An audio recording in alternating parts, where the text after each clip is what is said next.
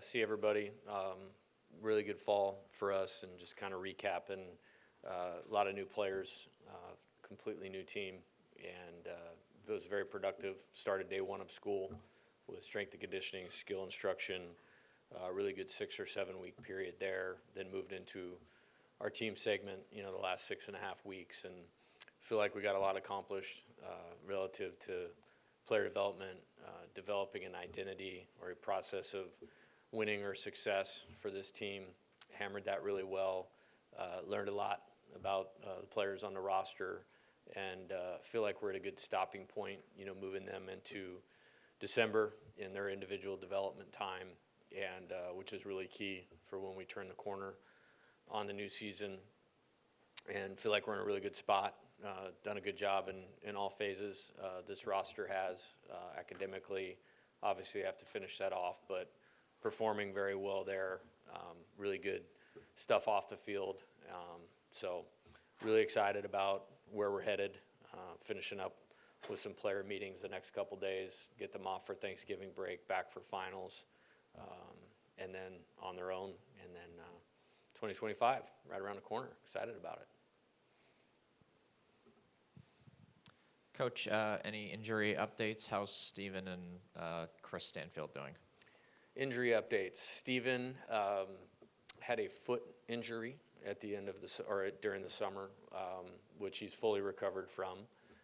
He had an illness that kept him out for 2 weeks, and then I made a decision that with only a couple days left, one game, I didn't want to get into any type of soft tissue deal by ramping him up too quickly. I think he could have played this weekend had we not been in that situation that we were in, or if we had a couple weeks to go, we would have had time to build him back to that. So he's fine, 100%, back in the weight room this morning, swinging yesterday, for the first time in a couple weeks. So has a good, off-season time to build himself back up to full strength, which is good. Chris Stanfield, just had a lower body, injury where he probably would have played had we were in the season. And again, I just made a decision that the risk reward of doing it or further hurting it was not worth, one game on Friday or, some opportunities last weekend. Really happy with his performance, in the fall and where he's at as a player, and more important, get him healthy so he can train the way that he needs to be ready. So pretty good, bill of health for our team. And how's Devin Sheeran doing in his recovery? Yeah, he's doing all right. I don't anticipate him pitching this season at all. He's probably, I'm not overly optimistic about that. Hey, Coach, I know it's been a little bit. I just wanted to get your take on the trip to Biloxi. And this is like the only place you can put guys in front of 5,000 fans in the fall and get them accustomed to big crowds and everything. I just wanted to, how beneficial was that, especially to guys who's never played college baseball before? Yeah, I think it was very beneficial. And, one of my things is I want to do everything by design, not by default. We had a few things going on, obviously, some small stadium renovations. Like, we were fine to scrimmage and do our work on the field. I wasn't real comfortable with bringing an outside team in and playing at the box while we were doing that stuff. So we were going to have to go on the road. But for this team with as many new players, we probably would have gone on the road anyways. Simple thought was just get them around each other more, get to talk to each other, stay a couple nights in a hotel. And it was really beneficial from that end. I felt like we came back from that a little bit more connected, the last 3 weeks, which was great. And then what you mentioned, Jock, all those fans, that was awesome. And, we had some experienced, really highly successful players from other programs that haven't played in environments like that. And so to get past that and really understand what that's going to feel like, I think was really valuable, whether that's a transfer or freshman. And how I designed those 2 outside games, for instance, in that first one, Kason Evans is going to be a great pitcher for us. He's going to be a great pitcher for us. So to get him with 5,000 people in there, we're leading 4-1, and have that heartbeat, going for the first time in a college outing in that setting, like that is unbelievable valuable experience. And he performed well, and I think learned a lot from that. Very similar when we were over at Louisiana Lafayette, being on the road, and I think we were ahead like 9-3 or 9-4, and put William Schmidt into a situation like that, because they're both going to pitch super important innings for 3 years here. It was really, really valuable, and I want to thank the fans in a big time way. Like, that exceeded my expectations of what that would be like. And even from a coach that's been doing this a long time, you look up and go like, whoa, like, all right, we're back, let's go. What a great weekend that was. Yeah, right here. You mentioned some of the, all the new pitchers you guys have brought in. What has the, learning process been like this fall? Just kind of feeling out some of the new arms that you guys have. It looks like there's been a lot of high-powered velocity arms, but just kind of yours and Coach Yeski's conversations about how you kind of just cipher through all of that, and maybe who's stood out or anything like that. Yeah, I think there was going to be a year where we had a lot of pitching turnover. I mean, we've had 18 pitchers sign pro contracts the last 2 seasons. I think we had a SEC record of number of pitchers drafted in last year's draft of guys that performed really well for us. We're part of a national championship team, and I think we have the second most wins in college baseball over the last 3 years. And so to a lot of guys going out, we had to bring a lot of guys in. I think probably 10 of our top 12 performers from last year's pitching staff moved on, with, I think, Cade Anderson and Gavin Guidry being the only exceptions to that. So, redoing this thing was a pretty intense effort, to be honest with you. What I've learned is I'm very excited about the strike throwing ability. I thought they did a really good job of getting ahead in the count with first pitch strikes, 2 out of the first 3. And they all have some uniqueness to what they're able to do, which I always think that's really important in building a good pitching staff. I really want to commend Coach Yeski and the job that he's done with those guys, along with Jamie Tutko, our Director of Analytics. The intentionality of what they're doing on a daily basis is really high level, and I think we have talented guys that are really benefiting from that. And I feel pretty good. I think, I don't think there's a rotation today that we're going to start the year with. I think we'll probably stretch out about 8 guys as pitch counts when we get back and see kind of who fits at the front of the game, the back of the game. One thing I noticed, you guys know me, I've always liked to have one of our best guys at the end of the game. I think that's really important for a lot of reasons. But the best teams that we played last year, they had that. You know what I mean? That 8th and 9th inning was really tough, where they could suffocate you with pitching and defense. And I don't quite have today who that's going to be. I think there's some excellent candidates for that. But we'll probably stretch out about 8 guys, to get their pitch counts, where if we wanted to have them start or go deep into the game, they could have some, hybrid guys. And then you just pare some of it down for your high leverage relievers. So excited about what I feel like we know about this pitching staff, which is, hard to do when you're replacing 10 of the top 12, for good reasons, of course. Kind of the same vein there. How much of this was classic fall ball, getting to know the guys, getting to know their skill set, and how much of it was really on the staff to get as much analytics, as much data as you can, so that you can really put the pieces together with this large of a group coming in? Yeah, I think there's a couple things.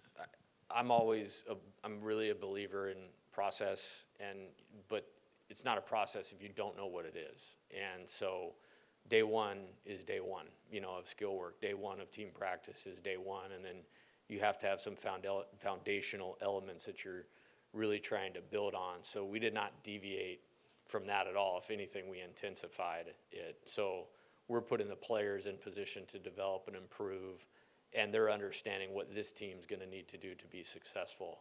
So I feel pretty good about that. Like, in some ways, we're maybe even a little ahead of where I would have expected in terms of that, and maybe even in terms of having some feel for the team. Like, I feel like going into these individual meetings that I'm in now, that I'm doing with the guys the next couple days, I like this sense of maybe self-awareness that some of the players have of where they're at and what they need to do to take the next step for us to be a better team. So, you know, you can't quantify any of that other than to say, I think being intentional about what we're doing, I think is paid off in a productive fall and going to give us a good starting point when we come back in January. Yeah, we had a lot of questions, to Coach Kelly, about roster building, and I think you've indicated before the current atmosphere is not your favorite way to go about putting together a team. How have you had to embrace it, have you made yourself like it any better? Yeah. How have you tried to go about thriving in this new era? Yeah, I think, first off, I think, you know, I'd say this about players, like, experience is the best coach you're ever going to have in your life. And as I get older, you know, I hope I have more wisdom, more experience to draw from in terms of how to operate better and make great decisions to put LSU baseball in a great spot. I think this is not a baseball thing or an LSU thing. There's a lot of things that have come down the pipe and are coming down the pipe that are so different than what we've done that I don't spend much time, again, thinking whether I like it or I don't. Like, let's just try to do a really solid job. I think, for me, every decision that's made on everything, but specifically the roster, is this going to positively impact LSU baseball? Whether that's the number of freshmen you recruit, the number of players you take from the transfer portal, and build a team that's going to give us a chance to consistently compete to be an Omaha caliber team. You know, because the College World Series it's the best. You know, that's where everybody always wants to be. So that's different every year. So I'll walk you through kind of my thought process of it. So you show up, incredibly talented player in Dylan Cruz, great player in Trey Morgan. I was very familiar with Jordan Thompson. After accepting the job, like, we had a long way to go, like, on the pitching side of things. I mean, if you think about 22 without Riley Cooper, Eric Reiselman, Paul Gervais, Tyler McManus as a catcher, and then getting to add Jacob Berry, you know, who came with me. Like, it's almost impossible to think about that team without those guys. You know, and, you know, we didn't win a national championship or go to Omaha, but I'll always be really proud of that team. You know, so understanding that it was going to be important. Well, where were we short? We were short with frontline pitching, and then maybe we were going to have to replace, you know, a great hitter in Jacob Berry. So, you know, you're not going to be able to do this every year, but to get Paul Skeens to LSU, Tommy White to LSU, like, that's how you win a national championship. I mean, that's how you win the national championship. And so I think it's assessing year to year. Well, last year, you know, you're replacing 8 of the 9 guys, you know, that won the national championship. Probably could have even been a little more aggressive on the position player side of it than we were. But we needed to replace 200 innings between Paul Skeens and Ty Floyd, and successfully did that with Luke Coleman and Gage Jump. Well, now 18 pitchers have gone to pro baseball in 2 years. We had to be more aggressive in rebuilding the pitching staff. So, you know, going and getting some guys that have thrown a bunch of innings was really important, you know, in terms of the transfers that we brought in. But then we, in my opinion, we have 4 high school pitchers that we brought in that are going to be massive staples of our program for as long as they're here, you know, and William Schmidt, Kason Evans, Maverick Rizzi, and Cooper Williams. So you don't ignore that. And then on the position player side, you know, I think I learned a little bit from last year, and really excited about, you know, bringing in, you know, Danny Dickinson, Chris Stanfield, Luis Hernandez, Dalton Beck, you know, to give us more balance, left and right, speed, power, solid hitting skills, and then complement those with guys that got a lot of at-bats last year on a team that needs to be better offensively. And they were fine. They were fine statistically. I'm just talking about a Omaha or national championship bar. And then again, on the position player side of it, Derek Curiel, Kate Arambidi, Ryan Costello, Mikey Ryan. Like, these are guys I'm really excited. I'm not intentionally leaving anybody out, but these are guys I'm really excited about. So I think you have to look at it. I'm going to get this wrong as a PE major, but like the microscope view, telescope view, like every year, like the needs have been different. And how I assess it is what's best for our program. And nothing else really matters, you know, in terms of my beliefs or how I want to do it, what's best for our program. With Jake Brown and Dalton Beck, have their I guess, paths as two-way guys gone this fall, and do you anticipate that continuing into like January, February? I do. I think, you mentioned Jake. He's a really talented athlete. And usually with talented athletes, you're always expecting a jump at some point. And he's really made a jump on the position player side of it. If you're asking me from year 1 to year 2 fall, who's maybe improved the most of that group, he would be the name that comes to mind as a hitter and a position player. He obviously has a terrific arm, so the pitching thing's always in your back pocket, but I anticipate him being a key member of our offense. And he's stronger. If you saw him physically, you would notice the difference in how he looks in a uniform. So I'm excited about that. With Dalton, he's shown good flashes on both sides. He's been a great strike thrower as a pitcher, very reliable to knowing what we're going to get. I feel like we can put him in a game as a pitcher.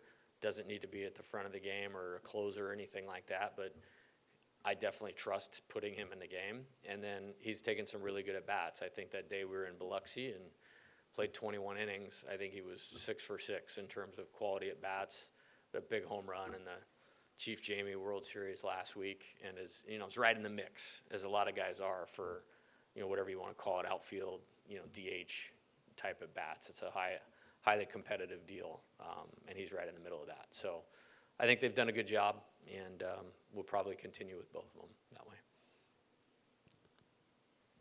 Just building on the highly competitive angle, I mean, catcher, you rotating 4 different guys in throughout the entire fall. Just maybe from where they started in the fall to maybe where they ended fall, just assess where that group is and how they did this year or this fall. Yeah, I think with catching, I have a different barometer. It's almost like the umpire. Like, if you don't notice them, then they're doing their job. So I feel like we had way more days that we didn't notice them at the end of the fall than maybe at the beginning. So the improvement, Coach Jordan deserves a ton of credit. He works so hard at that part of, development, and feel pretty good with where that's at in a combination of offense and defense. I think 3 of them were probably within our top 5 hitters of the fall, or 6 at least. With Luis Hernandez, Cade Arambidi, and Blaze Priester. Blaze showed a lot of power. I think he had 7 or 8 home runs. Cade was exceptional. I think he hit over 360 or 370, which is hard to do as a freshman. I thought not only were the statistical numbers good, the quality of his at-bats were good, opposite field homers, that kind of thing. And then Luis was really steady on both sides, hit well over 300, really good on base, hit well with runners in scoring position, and he caught exceptional. And feel like we're in a much better place there than when we started.